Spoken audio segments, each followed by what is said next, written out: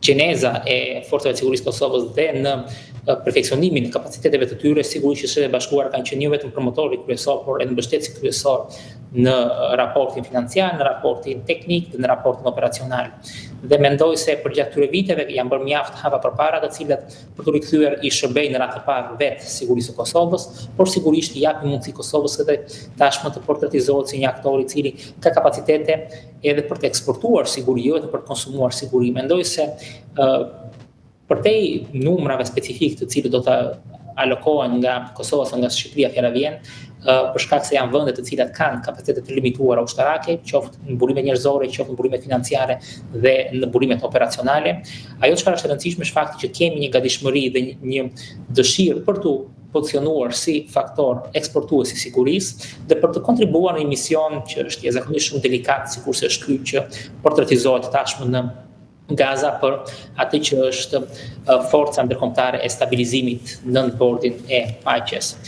Situata në Gaza është situatë më problematike për vetë faktin që kemi një kapacitet ushtarak të Hamasit i cili vazhdon të jetë ekzistues dhe kemi një proces demilitarizimi i cili është parakusht për çdo lloj procesi politik dhe procesi rindërtues të Gazës. Brenda këtij konteksti, përpjekja dhe dëshira e Kosovës dhe Shqipërisë për të angazhuar pozitivisht, mendoj se është një valencë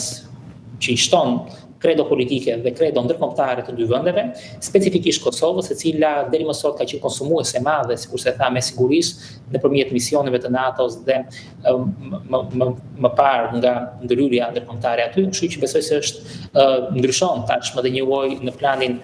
simbolik ndryshon pozicionin e Kosovës në arenën ndërkombëtare. Siç e dim, SBA shpeshherë ka falendëruar Kosovën për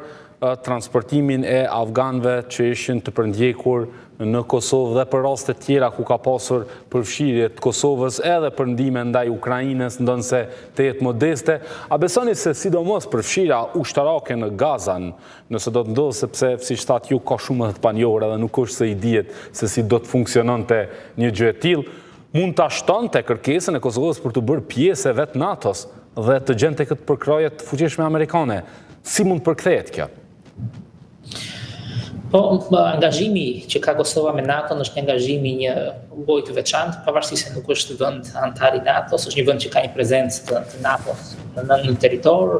e shikon NATO-n si garanci kryesore për stabilitetin dhe sigurinë e vetë vendit dhe të rajonit dhe nga pikpamja operacionale bashkëveprimi me ta ka qenë padyshim të i rëndësishëm dhe koordinimi të i rëndësishëm brenda kontekstit specifik që ka pasur Kosova dhe konflikti që ka pasur me Serbinë. Në sensin e angazhimit në Gaza ndryshon pak për shkak se vetë NATO-ja ka një lloj roli i cili duhet parë thjesht brenda kontekstit të Shtetit Bashkuara, nuk duhet parë si një kontekst i aleancës në Gaza, kur kemi parasysh që një pjesë shumë e madhe e vendeve antare të NATO-s ka refuzuar qoftë edhe simbolikisht të jenë antar të bordit të paqes, kështu që vetë nga konteksti dhe mënyra se si do të ndërveprojnë forcat e sigurisë në Gaza do të ndryshojnë kryekëput nga koncepti dhe realiteti me cilin jemi mësuar ne në Europë. Aq më shumë po shikojmë dhe vendet e tjera, të cilat kanë shprehur gatishmërinë për të përcaktuar trupa ushtarake në Gaza në mënyrë që të ndikojnë dhe të ndihmojnë tek ajo që është forca ndërkombëtare e stabilizimit. Kemi vende si Indonezia, kemi vende si Maroku, kemi vende si Kazakistani, me të cilët Kosova ose Shqipëria kanë pasur fare pak bashkëveprim ushtarak më përpara dhe çdo gjë, çdo lloj koordinimi dhe çdo lloj veprimi do të ndodhë sigurisht në tutelën dhe në ombrellën e Shteteve të Bashkuara.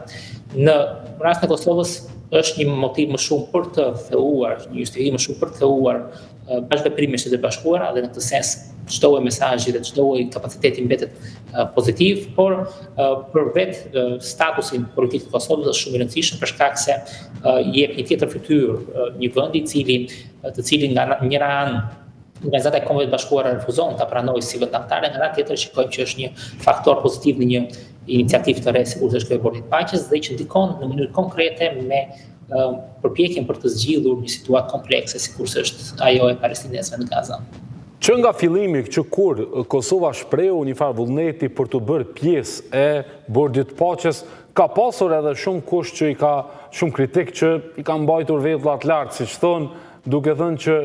BE-ja mund ta sheh këtë me shumë rezervë dhe kemi takuar kështu dhe diplomatë cilët kanë rezerva për pjesëmarrjen e Kosovës në këtë nismë pasi vetë vendet e Bashkimit Evropian, shumica e tyre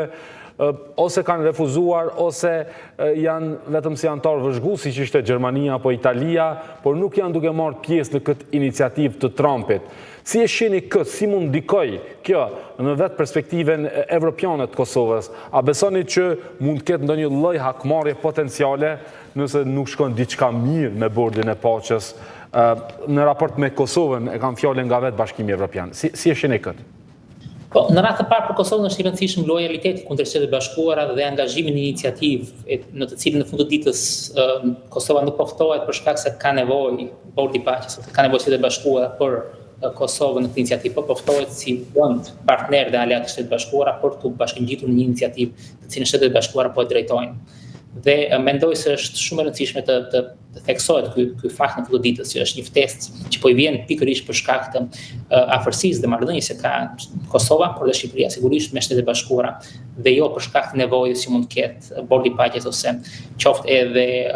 forcat e stabilizimit në Gaza. Për sa i përket vendeve europiane janë në drejtën e tyre për patur skepticizëm për të nismën, ku shikohet sigurisht një lloj leadershipi i qartë i Shtetit Bashkuara dhe ku ka pasur dhe kritika për atë që mund të shikohet si bordi i paqes si një zëvendësues ose një përpjekje për të zëvendësuar ose për të krijuar një strukturë paralele me Kombëtet e Bashkuara. Dhe sigurisht që vendet europiane të cilat kanë një status të privilegjuar në Këshillin e Sigurimit fjala vjen, ku kanë veton përcaktuese, nuk ndihen mirë në iniciativë ku sigurisht do të zhbëjë influenca e tyre para kontekstit të një sistemi ndërkombëtar të zhvilluar pas luftës së dytë botërore. Thënë kjo, pavarësisht se ato mund të kenë skepticizmin e tyre për iniciativën dhe mund të kenë kritikat e tyre, kemi parë sot fjala vjen edhe qëndrimin e Ministrisë së Jashtme franceze, fjala vjen për bordin e paqes, duke thënë që problemi i tyre është në fakt që te kalohet mandati dhe vëmendja nuk është vetëm te Gaza, sikurse ka qenë dhe elementi themelues i saj, por shikohet si një organizëm që kërkon të paralelizojë Organizatat e Kombëve të Bashkuara nëpërmjet tejkalimit të mandatit të Gazës. Këto vende kanë të drejtën legjitime për të pasur skepticizëm për iniciativën, por kurse si nuk mund të gjykojnë Kosovën për pjesëmarrjen në këtë iniciativë, aq më shumë kur kemi një sër vendesh europiane të cilat kanë qenë mjaft problematike në çastin që ka pasur dhe Kosovës, qoftë në vendosjen e masave ndëshkuese në mënyrë absurde kundrejt Kosovës, kur faktori destabilizues në rajon është qartësisht Serbia, dhe të cilat nuk kanë mbështetur në mënyrë të dukshme, por një prej tyre madje edhe në mënyrë destruktive përpjekjet e Kosovës për të angazhuar dhe për të antarësuar në strukturat e ndryshme transatlanike dhe multilaterale brenda kontinentit evropian. Kështu që nuk kanë drejtën as pak për të vënë në dyshim angazhimin e Kosovës në këtë iniciativë, ose qoftë për ta kritikuar atë për shkak se Kosova po ndërmerr një hap që kuptohet si në kuadër dhe konform interesit kombëtar. Tani